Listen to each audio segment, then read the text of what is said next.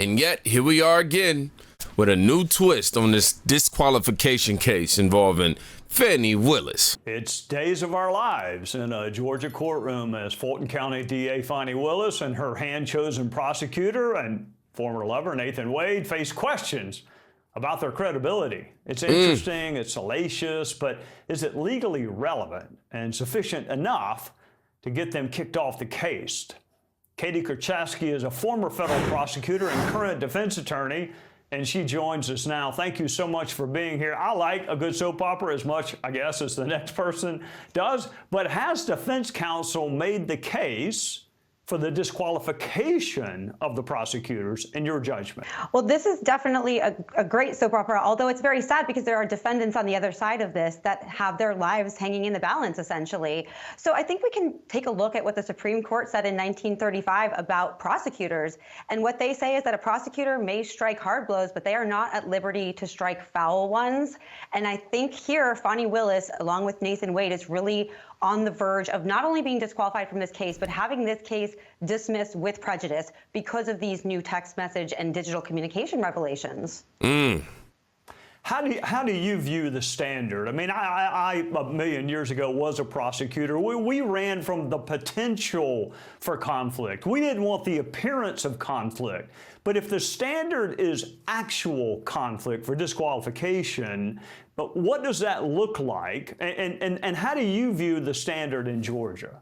When you have a senior prosecutor, a DA, who's actually bringing on an outside contract attorney with no experience or very little experience and paying them more than what other contract attorneys are being paid, and then seeming to get these benefits of some, personal vacations out of it, then you have to wonder whether there's an actual conflict, whether she's actually benefiting from the relationship because of his involvement in the case, and whether there's any sort of impact on the case itself. Now, in terms of the disqualification, I think that it was kind of a close call before we knew that the timeline of the relationship may very well have existed long before the indictments and the grand jury portion of this case were even occurring. So now that it seems to be evident that there's strong evidence that this relationship began way before they both claimed it did, and that's putting aside the perjury, there is a question about the genesis of the case altogether and the propriety of the case altogether. And the question for the judge is not only do I need new prosecutors on this case, do I actually have to get rid of this case altogether because the taint is essentially irreversible. So I think it's a matter of degree, but here it's looking a lot more tainted. Yeah, you're right. I mean, the new evidence impeaches their credibility, and trustworthiness is always relevant, and credibility is always relevant. Let me ask you this. The whole saga might well result in a delay for the former president and the other defendants. But if I'm a defendant, I think I want to be prosecuted by somebody who does real estate closings or drafts wills. I don't want someone with lots of prosecutorial experience, do I? So is it possible to win the battle and lose the war by getting these two kicked off the case? I think that's an interesting point. I think that altogether, though, the defendants are going to go for the gold here, which is the full dismissal, because how can you ever trust the propriety of this prosecution from the very beginning when you know that, at least it seems, Fani Willis was conflicted, or at least appears to have been conflicted and personally involving herself in benefiting from this prosecution of all these people. So I see your point in terms of having a so-called less experienced prosecutor on there, but if you can avoid a prosecution altogether, then I don't think anybody's going to want to roll that dice, regardless of how inexperienced they think a prosecutor might be. I look forward to talking to you next time. Thank you for joining us on a Sunday night. Man, this is some deep shit right here, man. Like some real buddies. You treading muddy water with this right here. It's just more and more just coming out every single day. And they saying that it's time to indict and disbar Fani Willis over the cell phone data report that recently came out. Trump's team apparently discovered this. But yeah, Nathan Wade visited Fani Willis 36 times before the alleged affair happened. Who in the hell believes that in the first place? And the software that determined this is called Cellhawk, a tool that's used by Atlanta PD. Woo! Now she is, Fani that is, she's arguing that this software is inaccurate and they use this tech to track criminals. And now since it was used against, her, I'm sure that She don't like that. So let's go ahead and look into this a little more. This is from MSN. Yes. Cell records dispute Fani Willis and Nathan Wade's relationships timeline, Trump team says. Let's go ahead and scroll. Fulton County Special Prosecutor Nathan Wade regularly visited District Attorney Fani Willis' neighborhood before she hired him to work on former President Donald Trump's criminal case, according to a new affidavit. Okay, let's go ahead and scroll down to them key facts. Wade visited the surrounding areas, the surrounding Willis condo near Atlanta at least 35 times between January and November 21st when he was hired to work on the Trump case, according to an affidavit from a private investigator hired by Trump's legal team, citing AT&T records that linked Wade's phone to the cell tower closest to Willis's condo. Now get this, it gets even more juicier right here. The pair had over 2,000 phone calls exchanged, just under 12,000 texts over the 11-month period. The investigator, Charles, I'm gonna just call him Charles, wrote an affidavit Trump's lawyer filed as a part of the request to have Willis disqualified from the case, alleging her romantic relationship with Wade constitutes a conflict of interest in this case.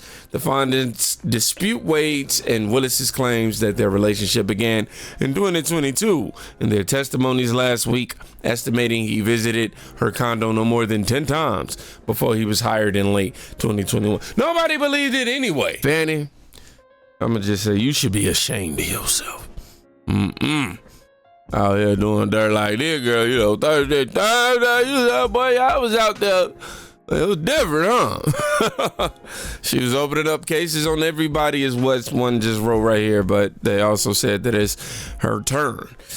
Ouch. To be kicked off a case and to be investigated after Biden instructed you, yeah, man, it ain't looking good. It ain't looking too good. I'm just saying, man, you out here stealing taxpayers' dollars, you know, out here getting laid, paying somebody to get laid. Technically, not that, but technically, it's a little weird, you know, but it's there. But I've been out of the loop for a little while for these last couple of weeks. However, I just got brought up to speed that she recently received the Achievement Award at a church.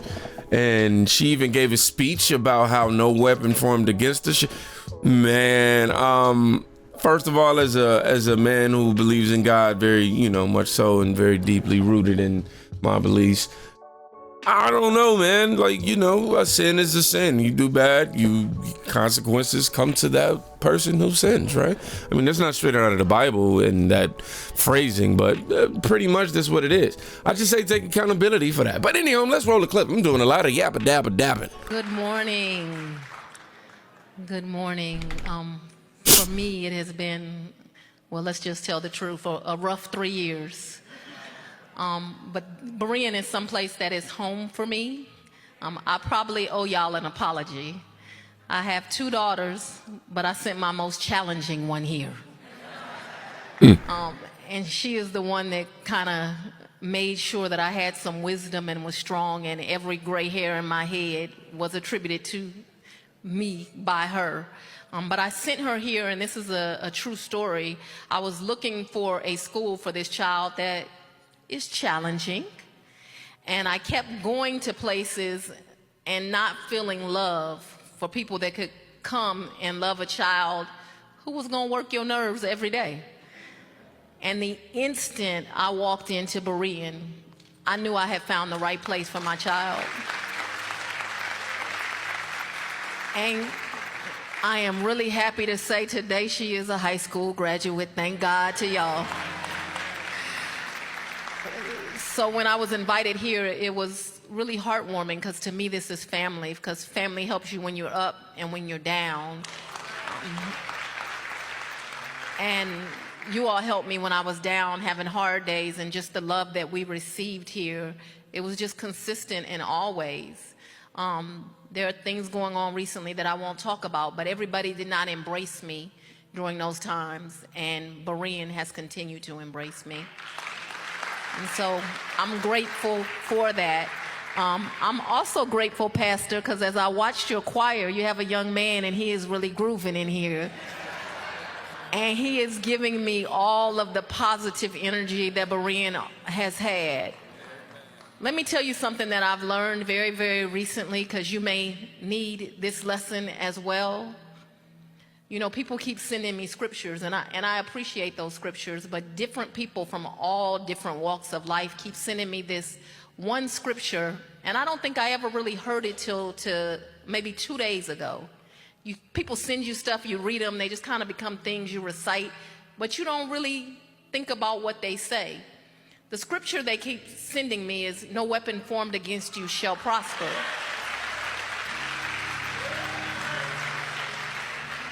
I need y'all to hear me though. They did not say the weapons will not form. And that's the part I didn't hear until recently. Just because they won't prosper, it doesn't mean that they won't form.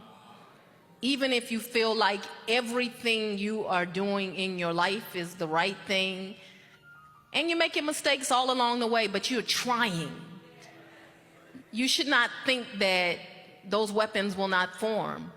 The other lesson that I've learned in this 3 years is God ordains those weapons. He puts those weapons in your life to form against you. And if you really understand him, you become in your maturity to understand he does it for a reason. And it's to grow you, and it's to make you stronger, and it is to prepare you. And so my only request from this family today is, this is a really hard job I'm trying to do. And I am an imperfect human being, but I can literally feel the people who loves me's prayers.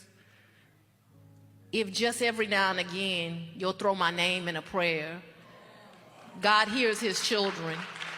I would very much appreciate that. So I thank you for this honor today, because it is an honor worth having when it comes from a group of people such as the people that worship here. So thank you. Man, somebody said in the comments, it's so sad you got the blind leading the blind out here. Now look, I have a heart, I have compassion for people. People do make mistakes, okay? That's just life. However, even with that compassion and empathy, I also believe that there's right and wrong and consequences to actions, right? And that's all the people are calling for, is consequences for the wrong actions being taken. That's it, nothing else. Now to try to use God to kind of deflect from that, I don't know, man. I don't find it tasteful. Some might argue that maybe because she is Fani Willis and she goes to church, that's the reason why it's being clipped up and things of that nature. But even still, man, I think she's very mindful of what she's doing. This has been Black History Month. But I tell you what, she made Black history for keeping them campaign funds.